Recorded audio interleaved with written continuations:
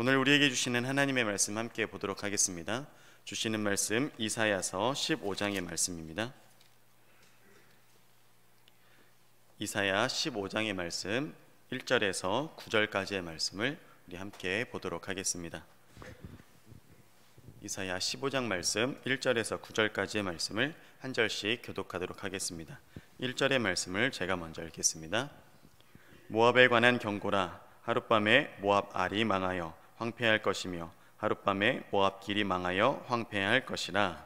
그들은 바익과 디본 산당에 올라가서 울며 모압은 느보와 메드바를 위하여 통곡하도다. 그들이 각각 머리털을 없이 하였고 수염을 깎았으며 거리에서는 굵은 배로 몸을 동였으며 지붕과 넓은 곳에서는 각기 애통하여 심히 울며 헤스본과 엘르알레는 부르짖으며 그 소리는 야하스까지 들리니 그러므로 모압의 전사가 크게 부르짖으며 그 혼이 속에서 떨도다.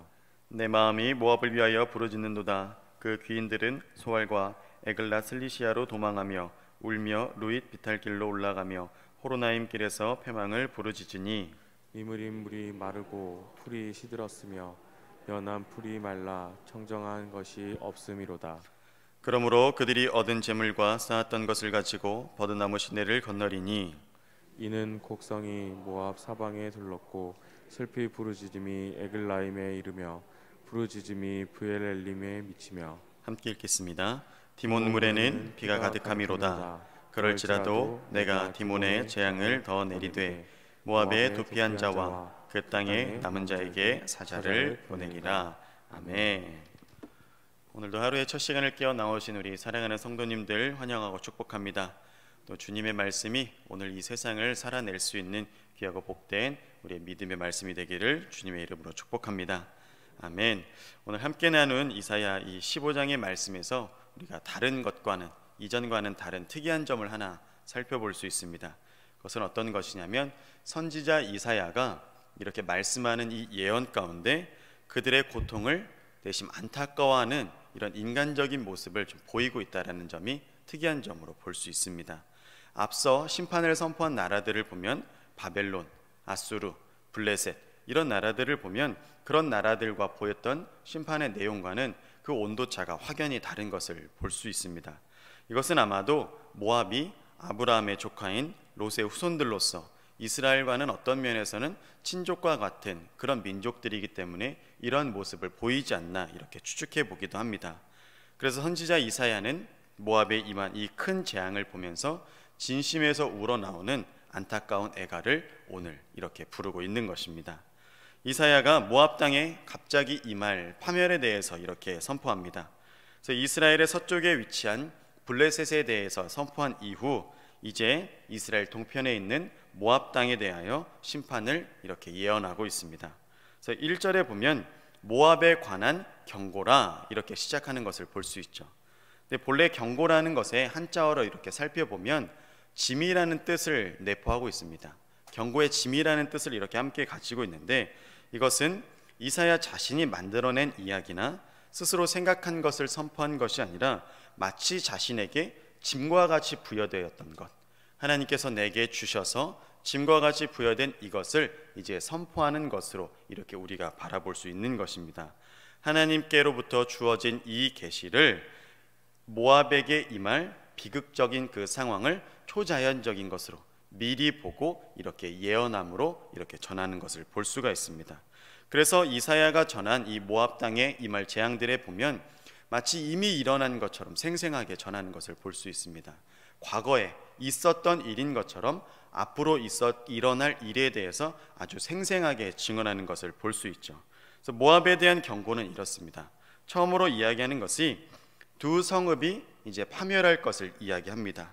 그 성읍의 이름은 하나는 알이라고 하고 또 하나는 길이라고 하는 이 모압의 성읍에 대해서 이야기합니다.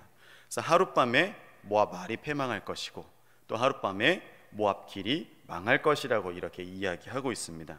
여기서 두 사실이 강조되는 것은 하나는 하룻밤 만에 망할 것이라는 이야기입니다. 그럼 하룻밤 만에 이제 성읍들이 패망하게 된다는 사실이죠. 둘째는 알과 길, 이 두 도시가 또 황폐하게 된다는 겁니다. 여러분, 나라가 망하게 되고 한 성읍이 이렇게 무너진다는 것을 생각해 보십시오. 나라가 패망하기 때문에 모든 사람들이 이것을 가지고 애통하며 또 슬피 울 것은 물보듯 뻔한 일 아니겠습니까? 근데 이것에 대해서 세 가지로 나누어서 이야기를 하는데 2절 초반에는 바잇과 디본 산당에 올라가며 이들이 운다라고 이야기를 합니다. 여러분, 이들이 울게 되는 가장 근본적인 이유가 어디 있겠습니까?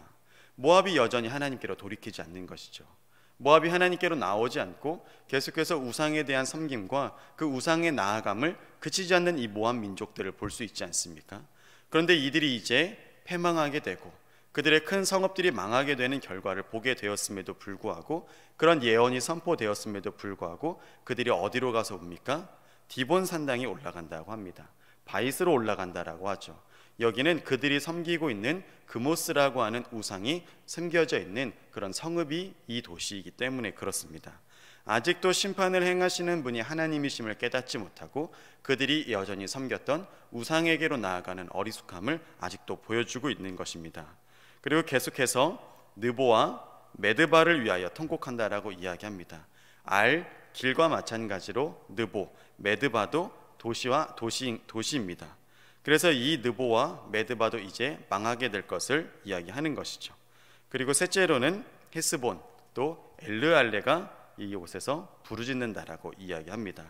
그리고 이 부르짖는 소리가 어디까지 들리냐면 야하스까지 들린다라고 오늘 말씀 4절에서 이렇게 선포하고 있습니다. 그래서 모압에서 엘르알레와 헤스본에서 이 부르짖는 소리가 얼마나 컸던지 모압보다 상당히 남쪽에 있는 야하스까지 그 부르짖는 소리가 들린다는 것이죠. 그러니 이 모압에 있게 된 통곡과 애통함이 얼마나 컸는지를 우리가 이곳에서 짐작할 수 있는 것입니다. 우리 사랑하는 여러분, 우상을 섬기는 것에 대한 결과가 어떠한 것인지를 하나님 분명한 심판을 통해서 이렇게 계속 말씀해 주고 계셨습니다. 그러나 그들에게 심판이 이렇게 선포될 때 그들이 하는 이 모습이 어떻습니까? 아직도 우상에게 나아가고 있지 않습니까? 즉 우리가 익숙한 자리에, 또 우리가 더 하나님보다 의지했던 자리로 이렇게 나아가는 모습들이 쉬이 발견될 수 있다는 것이죠. 그래서 슬피 울며 애통하는 모압 백성들은 그냥 이렇게 울며 애통함으로 끝나지 않습니다. 모압 땅에서 이제 도피하며 이제 그 땅에서는 살 수 없는 황폐한 지경에까지 분명히 이르게 될 것입니다. 그래서 5절 이하에 보면 그들이 이제 패망하여 도망하는 그 자리까지 이렇게 말씀하게 되고, 6절에는 니무림 물이 마른다라고까지 이렇게 이야기하고 있습니다. 특히 니무림 물이 말랐다라는 것은, 니무림은 맑은 물이라는 뜻을 가지고 있는데 말 그대로 모압 땅을 적셔주는 그런 물이에요. 큰 줄기예요. 그래서 이 큰 줄기가 사해 남단까지 흘러가게 되고 여러 수원을 가지고 있었기 때문에 이 니무림 물이 마르는 일은 그렇게 흔치 않은 일입니다. 그래서 이 니무림 물이 말랐다는 것은 누군가 수원을 막아버릴 가능성이 더 큰 것이죠. 그러니 침략군들의 손에 의해서 수원이 막힐 수도 있는 것이고, 누군가 물줄기를 차단할 수도 있는 것입니다. 그만큼 그들이 황폐해지고 침략자들의 손에 노략질 당하는 모습을 이렇게 표현하고 있는 것입니다. 모압의 성읍들이 패망하게 된 것뿐 아니라 그들의 자연, 그들이 먹고 마셔야 할 이런 물의 수원지까지 끊긴 것을 보면 그들의 황폐함이 얼마나 극심했고 얼마나 컸는지를 단적으로 보여주는 예이겠습니다. 그래서 그들은 모두 피난길에 이를 수밖에 없는 것이죠. 한 민족 전체가 이렇게 고통당하게 되고 울부짖고 사륙당하는 이 모압에 장차 큰 더 재앙이 임할 것까지 계속 선포하고 있습니다. 여러분, 이것이 얼마나 큰 일이겠습니까? 성읍이 망하고 물줄기가 이제 없어서 도망하는 길까지 이르렀는데 여기서 끝이 아니라는 거예요. 더욱더 큰 진노가 임할 것이라고 이사야가 예언하고 있습니다. 우리 9절의 말씀을 통해서 이 말씀을 한 번 더 확인해 보도록 하겠습니다. 우리 9절의 말씀을 함께 읽어보도록 하겠습니다. 디몬 물에는 피가 가득함이로다. 그럴지라도 내가 디몬의 재앙을 더 내리되 모압에 도피한 자와 그 땅에 남은 자에게 사자를 보내리라. 아멘. 모압의 우상인 그모스 신상을 모신 곳이 이 디몬이라고 말씀드렸습니다. 근데 이 디몬은 환난 날에 아무런 도움이 되지 못할 것을 이렇게 말씀하고 있죠. 우리가 섬겼던 그 우상은 우리에게 그 어려움이 닥칠 때 어떤 도움이 될 수 없다라는 것을 이렇게 말씀하고 있는 것입니다. 사랑하는 성도 여러분, 요한 1서에도 이렇게 말씀하고 있습니다. 자녀들아, 너희 자신을 지켜 우상에서 멀리하라. 아멘. 이렇게 말씀합니다. 우상을 멀리하고 또 하나님을 기쁘게 해드리는 것, 또 하나님께 영광 올려드리는 것이 우리 믿는 자들이 마땅히 행하여야 할 바인 줄로 믿습니다. 그러므로 우리는 먹든지 마시든지 무엇을 하든 하나님의 영광을 위하여 살아가는 주의 성도님들 되시길 주님의 이름으로 축복합니다. 여러분, 내 삶에 나는 우상이 없겠지, 나는 하나님만을 섬기고 우상과는 내 삶은 거리가 멀겠지, 이렇게 우리가 생각할 수 있지 않습니까? 그러나 여러분, 우상은 무슨 신상을 섬기는 것, 아니면 어디 가서 헛되이 절하는 것, 이런 것만을 포함하는 것이 아닙니다. 우리 삶 속에 하나님보다 더욱더 앞세운 것이 있다면, 하나님보다 더 사랑하는 것이 있다면 그것은 철저히 하나님 앞에서 끊어져서 나아가야 할 것입니다. 우상을 멀리하시고 우리 하나님 앞에 더욱더 나아가시는 오늘 이 한날이 되길, 우리 인생이 되길 예수 그리스도의 이름으로 축원합니다. 함께 기도하시겠습니다. 좋으신 하나님, 우리의 믿음에, 우리의 삶의 걸음이 다 하나님의 영광을 위하여 살아가게 하여 주시옵소서.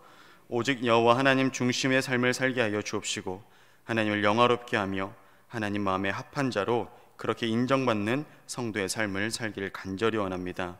모압 땅에 하나님 이사야 선지자의 예언이 울려 퍼집니다. 패망할 것이며 우상에 가증한 것들을 하나님께서 더욱더 철저히 무너뜨릴 것을 이렇게 말씀하고 있습니다.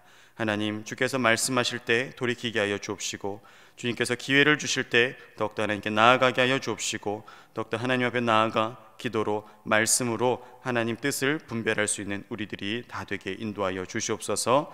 오늘도 이 말씀 붙들고 세상에 나아갈 때 승리가 있게 하여 주옵시고 그리스도의 이름으로 더욱더 값진 복된 우리의 삶이 되게 하여 주시옵소서. 오늘도 말씀과 예배 주심에 감사드리오며 우리 구주 예수 그리스도의 이름으로 기도드립니다.